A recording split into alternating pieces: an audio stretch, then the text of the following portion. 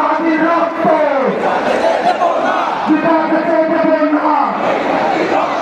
জানো রে জানো, জানো রে জানো, জানো জানে জানো, আগুন জানে আগুন জানে। দিল্লির জমিতে আগুন জানে একসাথে।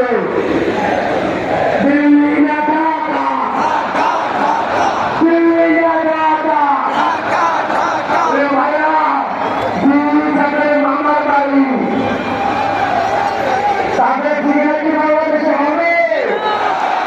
দিল্লি থেকে মামার বাড়ি, কেমন ছেলে কেমন বাড়ি।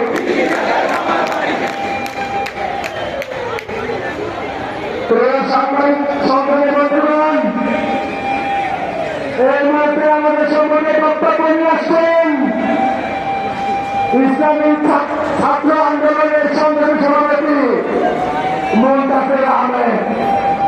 আমাদের সম্মুখে বক্তব্য নিয়ে আসছেন ইসলামী ছাত্র আন্দোলনের সংগ্রামী সভাপতি মুনতাসির আহমেদ।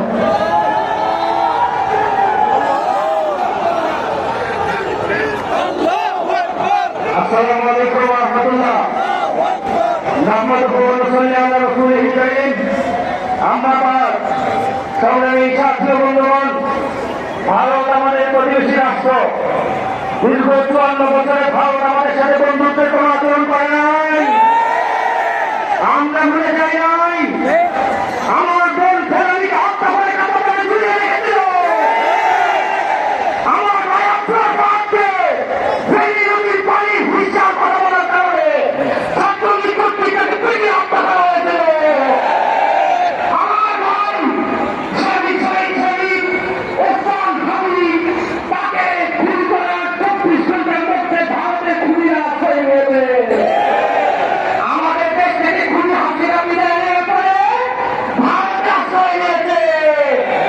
বাংলাদেশের যত অরাজকতা আছে, অরাজকতার পেছনে যত সন্ত্রাসী খুনি, সবাই ভারতে আশ্রয় পায়। সুতরাং এর থেকে প্রমাণিত ভারত আমাদের বন্ধু রাষ্ট্র নয়।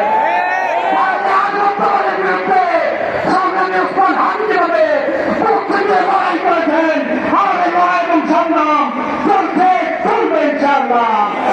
একদম ছাড়তে হবে না।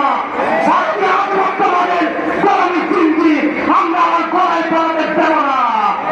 24 রক্ত দিয়েছি, জুলুম করে স্বাধীনতা এনেছে, আমাদের এই স্বাধীনতা হারাতে দেব না ইনশাআল্লাহ। প্রয়োজনে জীবন দিব, প্রয়োজনে হাত দেব, রক্ত দিব, করে দেব। তবু আমাদের আধিপত্যবাদীদের গোলামি চিনছি, আমরা আমাদের বুকে বাড়াতে দেব না ইনশাআল্লাহ।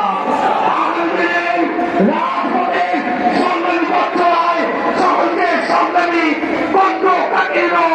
এই পথ চলায়, সংগ্রামী পথ চলায় উদাত্ত আহ্বান জানাই।